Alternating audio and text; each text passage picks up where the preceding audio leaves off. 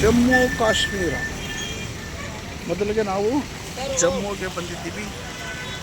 ಇಲ್ಲಿ ಬಂದು ರೈಲ್ವೆ ಸ್ಟೇಷನಿಂದ ಇಳ್ಕೊಂಡು ಯಾತ್ರಿ ಸಿಮ್ ಅಂತ ಹೇಳ್ತಾರೆ.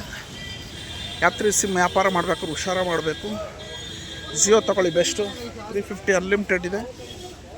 ಬೇರೆ ಎಲ್ಲ ಬೇರೆ ಬೇರೆ ಇರ್ತದೆ ನೋಡಿ. ರೈಲ್ವೆ ಸ್ಟೇಷನ್ನಿಂದ ನಾವು ಸ್ವಲ್ಪ ದೂರ ನಡ್ಕೊಂಬಂದು ನೋಡಿ, ಇಲ್ಲಿ ಯಾರಿಗೆ ಬುಕ್ಕಿಂಗ್ ಆಗುತ್ತೆ ಅವ್ರಿಗೆಲ್ಲ ಬಸ್ಗಳಿಲ್ಲೇ ಇರುತ್ತೆ. ಬಸ್ ನಂಬರ್ ತೊಗೊಂಡು ಬಸ್ಸಿಂದ ಬೆಳಗಾವಿ ಹೋಗ್ಬೋದು. ಬೇಕಾದಷ್ಟಿದೆ ಬಸ್ ಸ್ಟಾಪ್, ದೊಡ್ಡದಿದು ಬಸ್ ಸ್ಟಾಪು. ಈ ಕಡೆ ಆಟೋಗಳಿರುತ್ತೆ.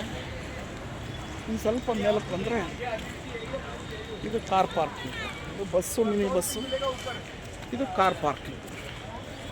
ಇಲ್ಲಿ ನಿಮ್ಗೆ ಯಾವ ವೆಹಿಕಲ್ ಬೇಕಾದ್ರೂ ಸಿಗುತ್ತೆ. ಕಾರುಗಳಲ್ಲಿ ಬಾಡಿಗೆ ಮಾತಾಡಿಕೊಂಡು ಹೋಗ್ತಾ ಇರ್ಬೋದು. 4 ಸೀಟು, 5 ಸೀಟು, 7 ಸೀಟು ಕಾರುಗಳು ಮಾತಾಡ್ಕೊಂಡು ಹೋಗ್ಬೋದು. ನೋಡಿ, ನಮ್ಮ ಧನಂಜಯ್ ಮತ್ತು ನಮ್ಮ ಚಂದ್ರಣ್ಣವರು VA ಸಿಮ್ ತಗೊಂಡ್ರು.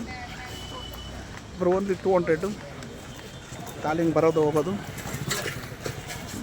ಇನ್ನೊಬ್ಬರು 350 ತೊಗೊಂಡ್ರು. ಬಟ್ ನಾನು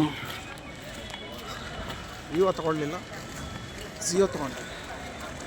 ಅನ್ಲಿಮಿಟೆಡ್ 350. ಇಲ್ಲಿ ಫೋನ್ಪೇ ಕೂಡ ಆಯಿತು. 350 ಫೋನ್ಪೇನೂ ಆಯಿತು. ಫೋನ್ಪೇ ಆಗಲ್ಲ ಅಂತ ಹೇಳಿ ನೋಡಿ. ಕಾರುಗಳು ಬೇಕಾದಷ್ಟು, ಟ್ಯಾಕ್ಸಿಗಳಿದೆ, ವೆಹಿಕಲ್ಸ್ ಇದೆ ನೋಡಿ. ಇದೆ ರೈಲ್ವೆ ಸ್ಟೇಷನ್ನು. ನಾವು ರೈಲ್ವೆ ಸ್ಟೇಷನ್ ಹಿಡಿದು ಸಿಮ್ ತರೋಣ ಅಂತ ಮುಂದೆ ಹೋಗಿದ್ವಿ. ಇಲ್ಲಿ ಸಿಮ್ ಇದೆ. ಇಲ್ಲಿ 400 ರೂಪಾಯಿ ಹೇಳ್ತಾರೆ. 400 ರೂಪಾಯಿ. ಅಲ್ಲಾದರೆ ಸ್ವಲ್ಪ ಮುಂದುಗಡೆ ಸಿಮ್ 350 ಅನ್ಲಿಮಿಟೆಡ್. ಚೆನ್ನಾಗಿರುತ್ತೆ ನೋಡಿ. ರೈಲ್ವೆ ಸ್ಟೇಷನ್ ಹತ್ರ ಬಂದ್ವಿ. ಈಗ ನಮ್ಮವರೆಲ್ಲ ಇಲ್ಲಿ ಗ್ರೂಪಲ್ಲಿದ್ದಾರೆ. ನಮ್ಮದು ಮೋಸ್ಟ್ಲಿ ರಿಜಿಸ್ಟ್ರೇಷನ್ ಆಗೋದು ಡೌಟ್ ಇದೆ. ಇಬ್ಬರದ್ದು 6ನೇ ತಾರೀಕಿದೆ, ಇಬ್ಬರದ್ದು 11ನೇ ತಾರೀಕಿದೆ.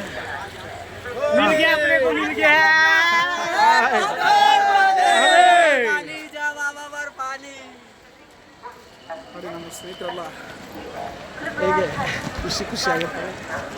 ರೈಲ್ವೆ ಸ್ಟೇಷನ್ ಜೈ ಬೋಲೋ ಯಾತ್ರೆಗಳು. ಟಿಕೆಟ್ ಕೌಂಟರ್ ಅಂತ ರೆಡಿ ಆಗ್ತಾ ಇದ್ದಾರೆ. ಖುಷಿ ಆಗ್ತದೆ. ಜಾಸ್ತಿ ಇನ್ನೊಂದು ಟ್ರೈನ್ ಬಂದರೆ ನೋಡಿ. ಇವರು ನಮ್ಮ